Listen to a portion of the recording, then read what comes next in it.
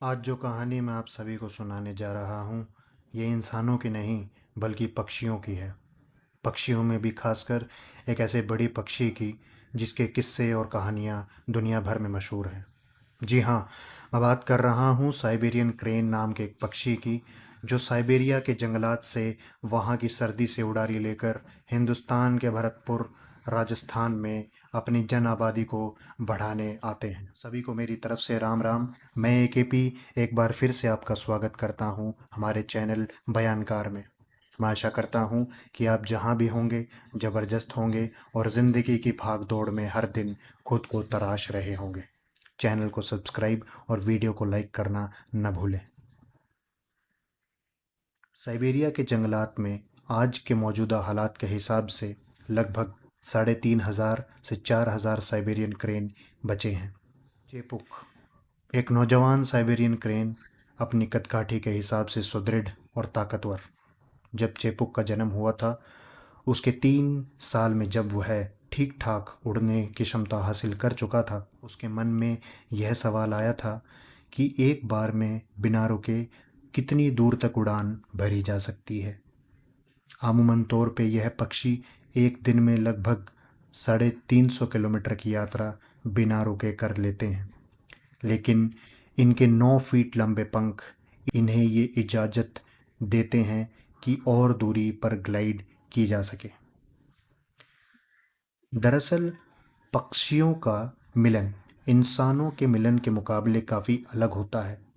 जब Siberian crane Hindustan आते हैं, उनका आना और 5,000 किलोमीटर दूर आना एक अविश्वसनीय बात है। चेपुक ने रशिया के ठंडे मौसम से बचकर हिंदुस्तान आने का जब निर्णय लिया, तब उसकी प्रजाति के काफ़ी साथी उड़ान भर चुके थे।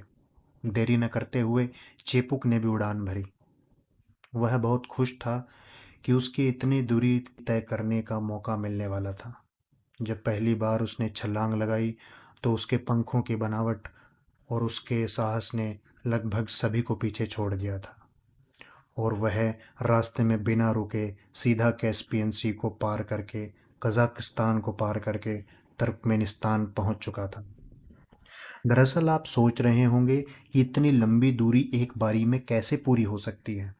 बात यह है कि इन पक्षियों को हवा में ग्लाइड, या यूं कहूं कि हवा में तैरना इस कदर आता है कि यह बिना ऊंचाई को गवाए बहुत लंबा उड़ सकते हैं। और आप सभी ने वेस्टर्न डिस्टरबेंसेस के बारे में भी पढ़ा होगा। सर्दियों में हिंदुस्तान में बारिश इन्हीं हवाओं के आने से उत्तर पश्चिमी भाग में होती है। चेपुक भी इन्हीं हवाओं में दाखिल हो चुका था। इन्हीं हवाओं में तापमान कहीं ठंडा और कहीं गर्म भी होता है। चेपुक बादलों के बीच में भीग चुका था। उसे बादलों के नीचे जाना था। अगर वह तेजी से नीचे जाता तो उसे आज तुर्कमेनिस्तान में ही रुकना पड़ता, और अगर वह धीरे धीरे नीचे जाता तो बादलों के बीच में उसके बीमार होने का खतरा भी था। उसको मजबूरी में नीचे जाना पड़ा। उसकी पहली उड़ान विफल रही। उसे तुर्कमेनिस्तान में ही रुकना पड़ा। उसके सपने को गहरी ठेस पहुंची, लेकिन प्रकृति का यही नियम है।